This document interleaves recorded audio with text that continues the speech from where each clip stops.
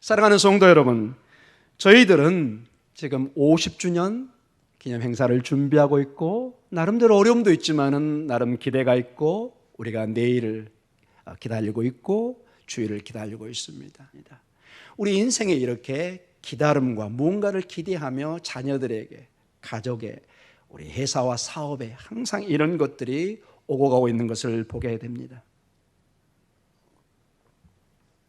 우리 기독교의 역사를 전체적으로 봐도 이게 전부 다 기다림의 역사인 것을 보게 됩니다. 한마디로 보면은 예수 그리스도께서 오시는 것을 기다렸고, 구약 세계는 그 오신 분을 2000년 동안 우리 교회가 기다리고 있습니다. 오매불만 기다리는 것이 이 파루시아, 이 재림이란 뜻입니다. 파루시아. 이 베드로는 예수님을 눈으로 봤던 그런 이 제자 중에서 가장 수석의, 우리 같으면 서기장님과 같이 이렇게 책임을 졌던 그런 사람입니다. 그러나 벌써 베드로가 오늘 여기 기록에 보면 주님이 다시 올 것을 기다리고 있고 그 모든 신앙은 지금까지 우리에게 내려오고 있는 것을 보게 됩니다. 예수 그리스도를 기다리는 이 재림의 신앙, 마라나타의 신앙, 이것은 온 우리 성도들의 핵심 사항 중에 하나입니다. 그래서 우리의 신앙을 어떤 면에서 이 재림 신앙이 얼마나 있는가에 따라 판단이 될 정도로 그것을 우리에게 보여주고 있습니다. 사랑하는 성도 여러분, 우리의 삶에 이 하나님의 심판과 이 재림의 신앙이 없으면은, 여러분 요즘 방송에 나오는 그런 일들이 터지기 시작합니다. 눈에 보이는 모든 것이, 권력이, 재산이, 내 모든 명예가 나를 영원히 지켜줄 것처럼 착각을 합니다. 왜? 사람은 본능적으로 눈에 보이는 것을 의지하게 됩니다. 자기의 권력을, 명예를, 자기의 재산을, 모든 그것이 나에게 명예를, 인격을, 모든 것을 보장할 거라고 착각을 합니다.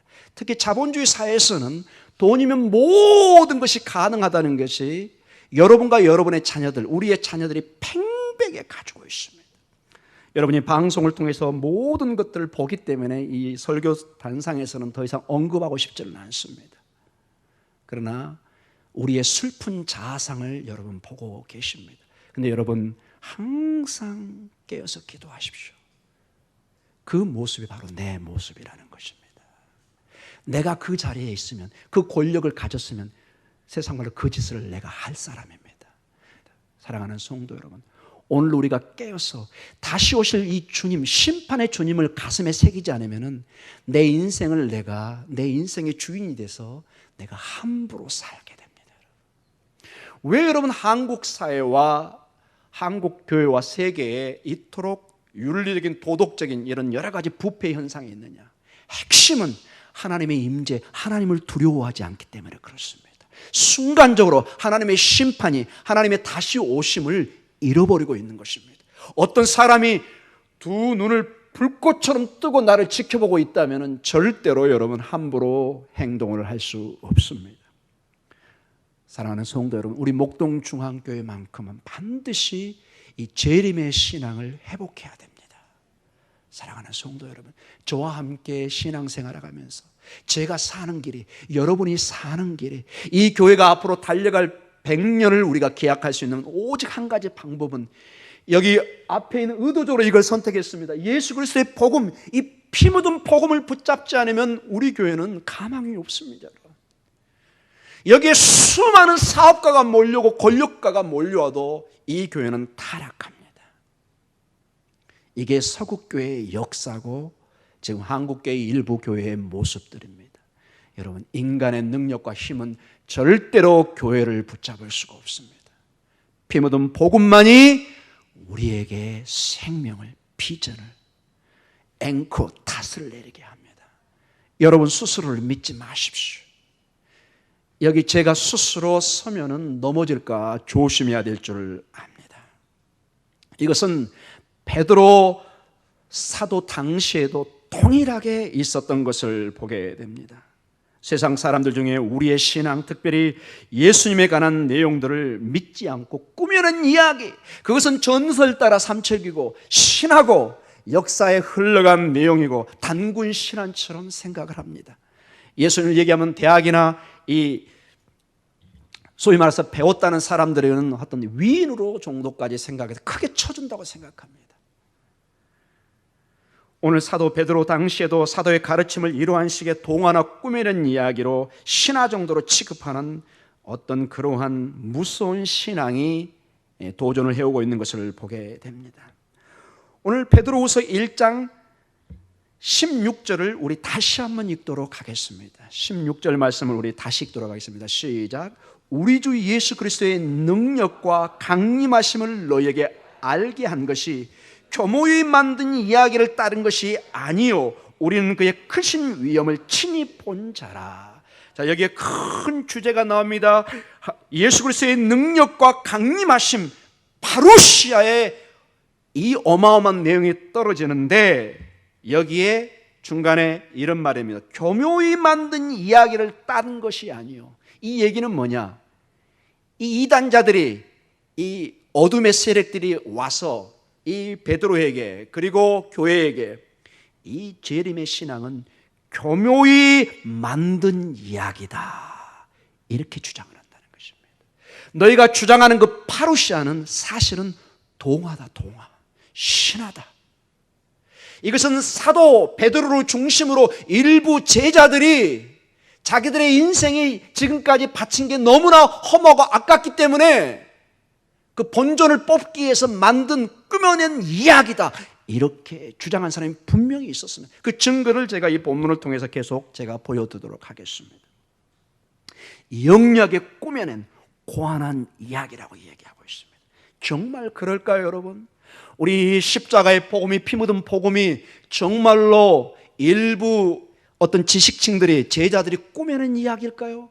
그리고 이 꾸며낸 이야기를 마치 진실처럼 초대교회에 퍼뜨리고 그것을 믿는 사람들이 지금까지 내려왔다고 생각하면은 정말로 그것이 동화 같은 이야기입니다, 여러분. 사랑하는 성도 여러분, 어떤 사람이 어떤 눈으로 확인하지 않고 믿지 않는 내용을 가지고 자기 인생을, 심지어 자기 목숨을 바칠 수 있다는 것은 불가능한 얘기입니다. 한두 사람은 가능하다고 볼 수 있습니다. 그러나 수많은 사람이, 수십 명, 수천 명, 수만 명이 자기가 확신도 없는 꾸며낸 얘기에 확신을 가지고 자기 신념에 의해서 목숨을 건다? 10년, 20년, 30년, 40년 평생의 인생을 거기에 헌신을 한다? 이것은 인간의 본능을 거스르는 일입니다. 불가능한 일입니다. 여러분에게, 저에게 솔직하게 한번 물어보십시오. 우리의 신앙이 거짓말이고 가짜라면 여러분 이 시간에 나올 수 있겠습니까? 불가능합니다. 내 자녀에게 양심을 걸고 눈물로 이 신앙을 전수할 수 있겠습니까? 사랑하는 내 아들아, 딸아, 우리 가정은 하나님만이 섬길 것이다. 네가 선택을 해야 된다. 너에게 자유지만 이거 선택하자면 너는 죽는다. 이런 말을 여러분 자신 있게 할 수 있겠습니까? 내 하나밖에 없는 내 자녀에게, 정말 눈에 넣어도 아프지 않을 내 피 같은 내 자녀에게 운명을 결정할 그 신앙의 문제를, 가짜 복음을 전할 수 있겠습니까? 내 자식이 아닌 남에게는 할 수 있습니다. 그러나 내 자식에게는 못합니다, 여러분. 그건 부모로서 불가능한 얘기라는 것입니다. 근데 오늘 이 이단자들이, 어둠의 세력이 베드로에게 지적한 것이 심각한 것이 뭐냐? 우리 주 예수 그리스도의 능력과 강림, 이 재림에 관계된 핵심 신앙을 공격하고 있다는 것에 대해서 우리는 심각한 위험성과 그 다음에 이 심각성을 느껴야 된다는 것입니다. 사랑하는 성도 여러분, 우리 한국교회는 이 문제에 대해서 아무도 지적을 하고 핍박을 하지 않습니다. 그러나 교묘하게 이 어둠의 세력이 교회에서 이 주님의 재림과 심판의 내용을 상당히 부분 빼버립니다. 그리고 오직 축복, 오직 이 땅에 잘 되는 거, 우리의 부귀영화만을 외칠 때가 너무나 많습니다. 여러분은 너무나 고대하는 내용입니다. 마치 가뭄의 단비 같은 그런 내용이 쏟아지는 것입니다. 그러나 여러분, 그 모든 내용이 거기에만 초점이 맞춰져 있다면, 정작 주님이 왔을 때 기름을 준비하고 있지 않다면 어떻게 여러분 신랑을 맞이할 수 있겠습니까? 사랑하는 성도 여러분, 이 사람들은 베드로후서 3장에 좀 더 자세하게 나오는데 먼저 2장에 베드로후서가 길지는 않습니다. 이들은 거짓 선지자들과 거짓 선생이라고 합니다. 선지자와 선생들은 이 사회를 이끌어갔던 가장 중요한 사회 엘리트요 리더였습니다. 지금 같으면 목사요 중요한 교회의 지도자들입니다.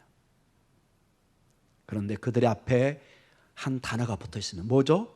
거짓 선지자라는 것이다. 거짓. 우리 베드로후서 2장 1절을 같이 한번 읽도록 하겠습니다. 시작. 그러나 백성 가운데 또한 거짓 선지자들이 일어나서 이와 같이 너희 중에도 거짓 선생들이 있으리라. 그들은 멸망하게 하될 이단을 가만히 끌어들여 자기들을 사신 줄을 부인하고 임박한 멸망을 스스로 취하는 자들이라. 아멘. 소경이 소경을 인도하는 것입니다. 구덩이가 있는데 같이 빠져 죽는 것입니다. 자기 혼자 죽으면 차라리 나은데 같이 끌고 가서 죽는 것입니다. 여러분 주변에 여러분 이름을 댈 수 없을 정도로 많은 이단들이 있습니다. 여러분 신기하지 않습니까? 그 많은 사람이 어떻게 거기 그런 교회에 가서 신앙생활 하는지 이해가 안 될 정도로 하지만 여러분 그분들은 정말 진지하게 그 교회에 헌신하고 있는 것을 보게 됩니다. 여기 봐보십시오 여러분. 멸망하게 할 이단들입니다. 거짓 선지자, 거짓 선생, 이거는 수많은 역사에 이 복음을 왜곡하고 있었던 내용을 우리는 구약에서 볼 수 있고 신약을 통해서도 우리는 보게 되고, 여러분 이 이야기는 지금도 거짓 선지자와 거짓 선생이 있다는 것입니다. 여러분.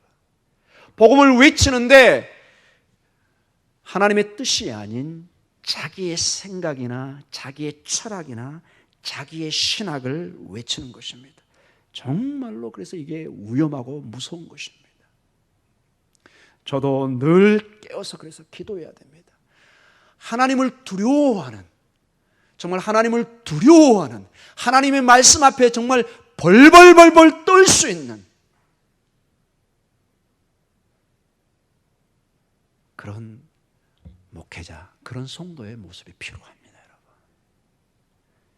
굉장히 중요한 얘기입니다. 여러분. 너무너무 심각한 내용입니다. 어떤 사회의 권력자 앞에서 우리가 떠는 것이 아니라 가장 우리가 하나님 앞에 떨고 두려움 속에서 이 말씀이 바른 말씀인지 아닌지 살펴보는 그런 모습이 있어야 될 줄 믿습니다.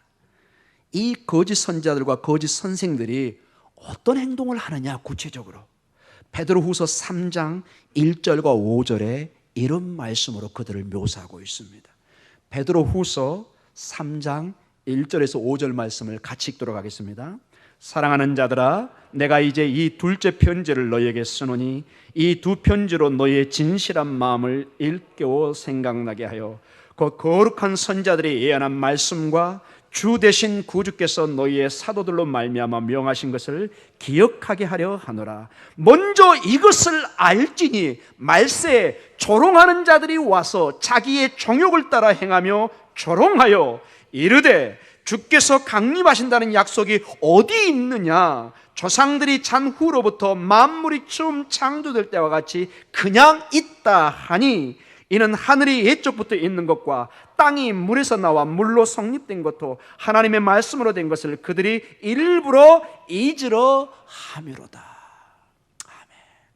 자, 겉으로 보면 똑같습니다. 교회라는 간판을 걸고 있습니다. 막 사람들이 모입니다. 여러분, 사람이 모인다고 거기에 진리의 말씀이 선언된다는 것은 착각입니다. 이 하나님의 말씀을 조롱하는 자들이 있습니다. 실제로 저는 그런 설교를 많이 들어봤습니다. 자기의 정욕을 따라 행하며 조롱하여 주께서 강림하시는 약속이 어디 있냐고 얘기합니다. 재림의 신앙에 대해서 모욕을 하고 조롱을 하는 사람이 베드로 당시에도 있었고 지금도 마찬가지입니다. 말로는 조롱하지 않지만 만약에 우리 교회에 이 재림의 신앙의 주님의 심판의 신앙이 선포되지 않으면 그것은 사실은 제가 묵인하고 있는 거고 조롱하는 자와 동일한 사람입니다. 여러분 침묵도 동일한 얘기 들어보셨습니까? 어떤 일이 일어나서 제가 침묵하면 그 일의 사실은 동의하는 것입니다. 침묵도 동의입니다. 제가 이러한 경고의 말씀을 읽고 묵상하는데 의도적으로 교회 설교에서 제가 다 뺍니다. 항상 축복의 얘기만 일부러 해서 여러분의 마음만 즐겁게 합니다. 저는 여기에 거짓 선생과 거짓 선지자에 동참하고 있는 것입니다. 얼마나 여러분 제가 깨어서 기도해야 될 거라고 여러분 생각하십니까? 여러분? 기도해야 됩니다. 그러나 이들의 조롱과 달리 다행스럽게도 우리 주님은 반드시 약속대로 오시고 심판하십니다. 베드로후서 3장 그 후절 말씀입니다. 8절에서 13절 말씀입니다. 베드로후서 3장 8절에서 13절에 베드로 사도는 단호하게 이렇게 말씀하십니다. 같이 읽겠습니다. 사랑하는 자들아, 주께서는 하루가 1000년 같고 1000년이 하루 같다는 이 한 가지를 잊지 말라. 주의 약속은 어떤 이들이 더디다고 생각할 것 같이 더딘 것이 아니라 오직 주께서는 너희를 대하여 오래 참으사 아무도 멸망하지 아니하고 다 회개하게 이르기를 원하시느니라. 그러나 주의 날이 도둑같이 오리니 그날에는 하늘이 큰 소리로 떠나가고 물질이 뜨거운 불에 풀어지고 땅과 그 중에 있는 모든 일이 드러나리로다. 이 모든 것이 이렇게 풀어지리니 너희가 어떠한 사람이 되어야 마땅하냐? 거룩한 행실과 경건함으로 하나님의 날이 임하기를 바라보고 간절히 사모하라. 그날에 하늘이 불에 타서 풀어지고 물질의 뜨거운 불에 녹아지려니와 우리는 그의 약속대로 의가 있는 곳인 새하늘과 새 땅을 바라보도다. 아멘. 여러분, 이것은 어떤 담임 목사의 의견이나 견해를 제가 따온 것이 아니라 어제나 오늘이나 영원토록 동일하시고 알파요 오메가이시고 처음과 끝이 1.1억도 변함이 없는 하나님의 말씀에 기록된 말씀 우리가 읽고 있는 것입니다. 2000년을 교회가 이 말씀을 성경으로 받아들이고 매주 아니면 매번 이 말씀을 읽고 선포해야 되는 전통으로 세우는 것입니다. 9절에 보면은 아주 중요한 얘기가 있습니다. 왜 더디 오시느냐? 빨리 오시지. 딱 한 가지 이유입니다. 오래 참으사 아무도 멸망하지 않게 하기 위해서. 하나님의 자비의 마음이라는 것을 보여요. 이 하나님의 은혜와 자비를 우리는 경홀히 여깁니다. 조롱하는 자가 봐라, 너희가 2000년 동안 그렇게 기다리는 예수님이 어디에 있느냐? 왜 안 오느냐? 거짓말하느냐? 너희가 만든 신화가 아니냐? 자기들은 지금 자기들이 무엇을 말하고 있고 누구를 상대해서 말하는가를 전혀 모르고 있는 것입니다. 그 말하는 그 영혼을 살리기 위해서 오늘도 하나님이 기다리고 인내하고 자비로 멸망당하지 않기 위해서 회개하고 돌아올 것을 기다리고 있는 그 하나님의 부르심을 마치 탕자의 비유처럼 그 아버지가 모든 걸 탕진하고 도망치듯이 떠나버린 그 아들을 매일 성문 밖에서 기다리는 그 아버지의 마음을 모르고 있는 것입니다. 사랑하는 성도 여러분, 하나님의 오래 기다리심을 이렇게 조롱하는 그러한 교회, 그러한 성도가 되지 않기를 축복하며 기도합니다. 하나님의 자비를, 하나님의 은혜를 이런 손가락질가 나는 조롱하는 자에 선다는 것은 그 나중에 심판을 어떻게 감당할 수 있겠습니까? 여러분, 우리 세상에 지진 7, 9만 일어나도 세상이 격분하고 난리가 난다고 그러는데 여기 보면 불에 타서 모든 것이 뒤집어지는 역사가 일어나는데 이것을 어떻게 여러분 감당할 수 있겠습니까? 만약 이러한 내용들이 그저 신화의 내용이고 전혀 현실로 일어나지 않는다고 생각하는 사람이 있다면 정말로 이 말씀이 얼마나 우리에게 무서운 경고라는 것을 우리는 깨어서 드려야 될 줄 믿습니다. 이제 결론적으로 말씀을 맞춰가며 기도의 시간을 갖도록 하겠습니다. 우리에게 남은 가장 큰 사건은 예수 그리스도의 다시 오심, 재림의 사건인 것은 의심의 여지가 없습니다. 마지막 이제 약속의 성취가 그분이 오시는 것입니다. 우리에게는 남북 통일도 있지만은 신앙인에게 마지막 일은 주님이 오시는 일입니다. 많은 사람들은 오늘도 우리에게 말합니다. 우리가 베드로처럼 보고 듣는 것을 전한다고 하면은 눈앞에 기적을 베풀어 달라고 그럽니다. 한번 이적을 베풀어 봐. 내 마음을 한번 읽어봐. 그러면 내가 예수를 믿겠다고 그럽니다. 그렇지 않으면 믿지 않는다고 조롱하는 사람이 많이 있습니다. 베드로의 답변은 이렇습니다. 베드로후서 1장 16절과 21절에 이런 식으로 베드로는 그 사람들에게, 조롱하는 사람들에게, 오늘 우리 본문을 다시 한번 읽도록 하겠습니다. 우리가 읽었던 베드로후서 1장 16절에서 21절입니다. 시작. 우리 주 예수 그리스도의 능력과 강림하심을 너희에게 알게 한 것이 교모에 만든 이야기를 따른 것이 아니요 우리는 그의 크신 위엄을 친히 본 자라. 지극히 큰 영광 중에서 이러한 소리가 그에게 나기를 이는 내 사랑하는 아들이요 내 기뻐하는 자라 하실 때 그가 하나님 아버지께 존귀와 영광을 받으셨느니라. 이 소리는 우리가 그와 함께 거룩한 산에 있을 때 하늘로부터 난 것을 들은 것이라. 또 우리에게 더 확실한 예언이 있어 어두운 데를 비추는 등불과 같으니 날이 새어 샛불이 너희 마음에 떠오르기까지 너희가 이것을 주의하는 것이 옳으니라. 먼저 알 것은 성경의 모든 예언은 사사로이 풀 것이 아니니 예언은 언제든지 사람의 뜻으로 낸 것이 아니요 오직 성령의 감동하심을 받은 사람들이 하나님께 받아 말한 것임이라. 아멘.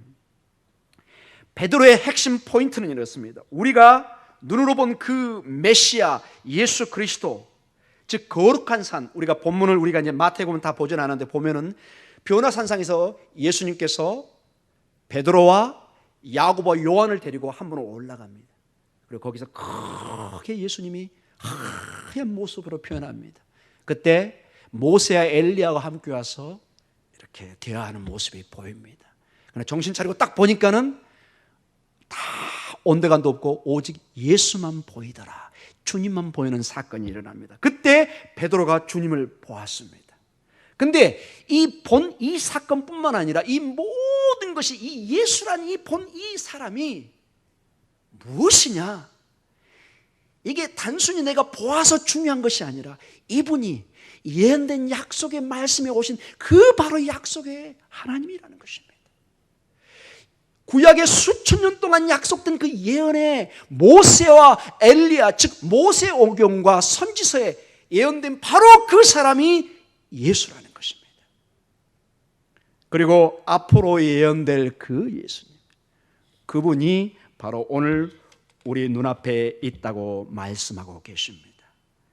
즉 눈으로 봤던 그 예수님이 마지막에 바로 예언의 말씀에 기록되어 있고 그 약속의 말씀이 증거하고 있다는 것입니다. 유대인들에게 있어서 이 말씀의 증거는 가장 중요한 확증입니다.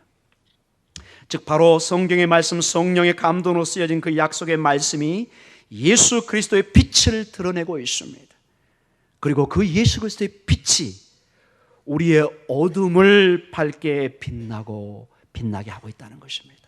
그 약속의 주님이 빛 가운데 오셨고 그 빛이 우리를 어둠에서 건져내는, 그리고 제 이름의 주님으로 오셔서 우리 영원한 빛으로 인도해 가실 것을 보여주고 있습니다. 이제 마지막 우리의 자세가 나옵니다. 베드로후서 3장 14절에서 18절에 이 재림의 신앙을 가진 교회가 2000년 동안 무엇을 추구하고 왔는가를 오늘 본문을 통해서 보면서 기도의 자리로 들어가도록 하겠습니다. 베드로후서 3장 14절에서 18절의 말씀입니다. 같이 읽겠습니다. 그러므로 사랑하는 자들아 너희가 이것을 바라보나니 주 앞에서 점도 없고 흠도 없이 평강 가운데서 나타나기를 힘쓰라. 또 우리 주의 오래 참으심이 구원이 될 줄로 여기라. 우리가 사랑하는 형제 바울도 그 받은 지혜대로 너희에게 이같이 썼고 또 그 모든 편지에도 이런 일에 관하여 말하였으되 그 중에 알기 어려운 것이 더러 있으니 무식한 자들과 굳세지 못한 자들이 다른 성경과 같이 그것도 억지로 풀다가 스스로 멸망에 이르느니라.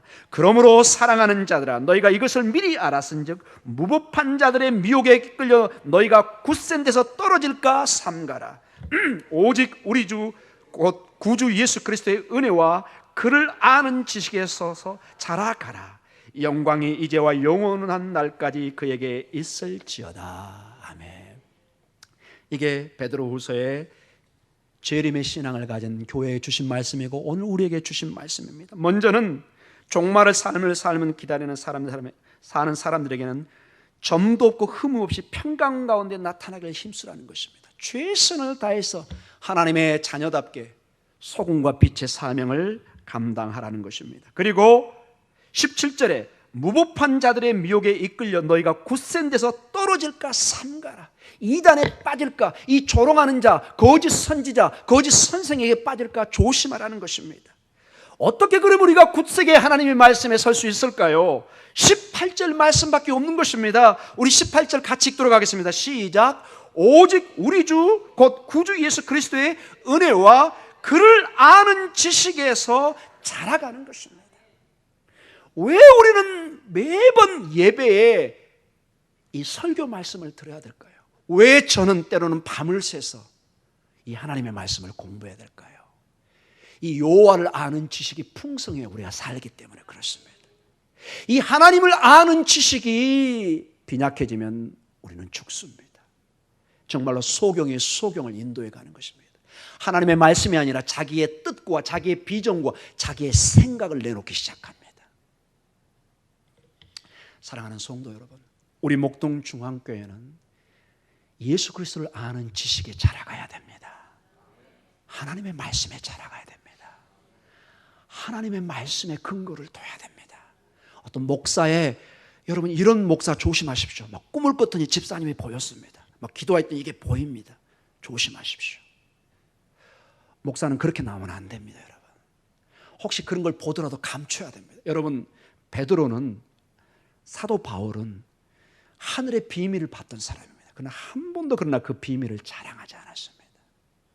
제가 만약에 비밀을 본 것을, 기적을 행한 것을 인터넷에 하고 그러면 막 10만 명, 20명이 몰려올 것입니다.